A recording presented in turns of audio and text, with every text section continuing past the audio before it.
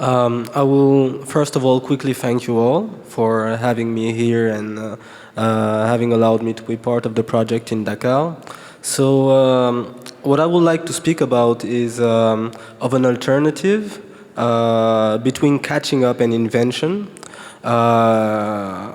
The path of catching up being the path of development and the path of invention being that of non-alignment.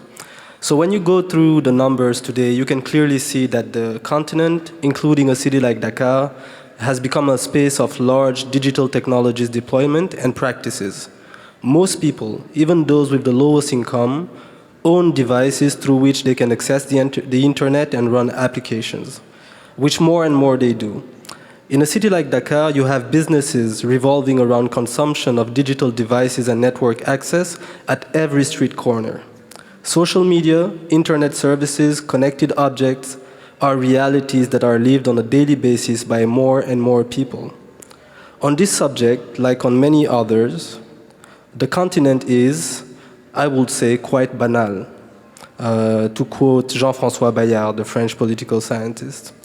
And when it comes to digital technologies, whether we are thinking of mainstream or counterculture practices that we can refer to as non-aligned, I wonder if it is heuristically fruitful to think in terms of geography. But there is an ancient and still powerful trope of Africa as the ultimate other that even the discourse on the digital can fall into. That trope consists in having as a premise the otherness, the necessary originality of Africa, and then looking for facts to back it up. During the discussions that we had in Dakar, Jaromil, who is a hacker and thinker from Italy, proposed a series of elements that will constitute a non-aligned technologies and non-aligned attitudes in the field of technology.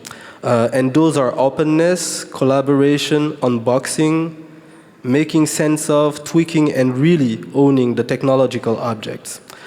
A good example of those elements and attitudes in digital technologies can be found in the open source movement.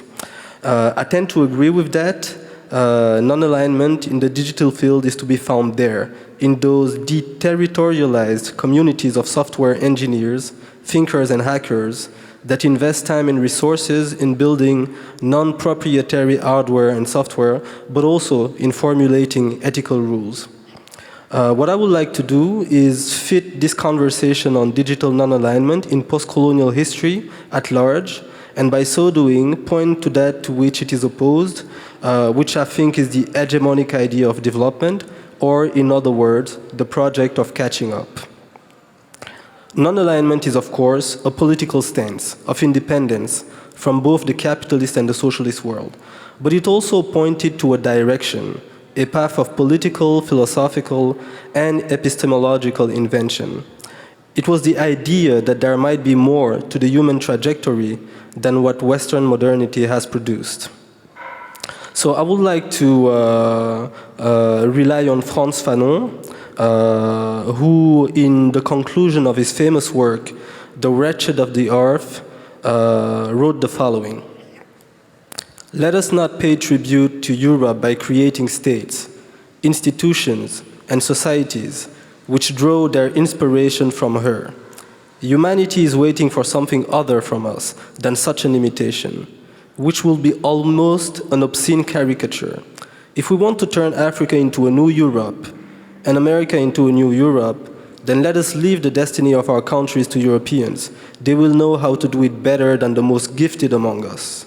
But if we want humanity to advance a step further, if we want to bring it up to a different level than that which Europe has shown it, then we must invent and we must make discoveries.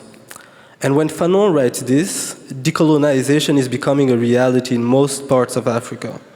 Post-colonial states are appearing, and they are not taking the path of non-alignment, which is, as I've said earlier, the path of invention. Rather than non-alignment, rather than invention, what gradually becomes hegemonic is the path of development. Colonialism had the discourse of civilization and assumed the civilizing mission. After decolonization, the discourses and institutions of development came to assume the same function. The discourse of development is an injunction to follow a certain path in order to catch up with the West. It was crafted by people such as the American economist Walt Whitman Rostov, and it presents modernity as something that was accomplished first in Europe through a set of stages involving secularization, the formation of nation states, self-sustaining economic growth, and so on. And over time, between the 60s and the 2000s, the discourse of development evolved in its prescriptions. For instance, from industrialization to privatization and so on, but remained the main structuring ideological frame of public policies on the continent. Africa didn't catch up though, and with the passing of decades, the discourse of development made less and less sense. It became more and more an incantation. Through this quick historical detour, we can make sense of the ways in which the media and policymakers related to the development of digital technologies and internet services in the 2000s. There was the idea that with digital technologies, the continent was more or less starting at the same time as the West. That although the challenge of industrialization wasn't met, that of digitization could be. There was also the feeling that those new technologies didn't need as much capital as industries, and hence allowed for the creation of small startups, which will only need, in order for them to blossom, the youth inventiveness.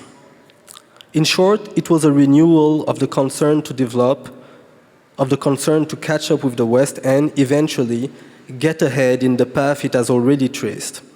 For instance, the development of mobile banking by private companies on the continent is one of the domains in which Africa got ahead in a path that was already traced by the West.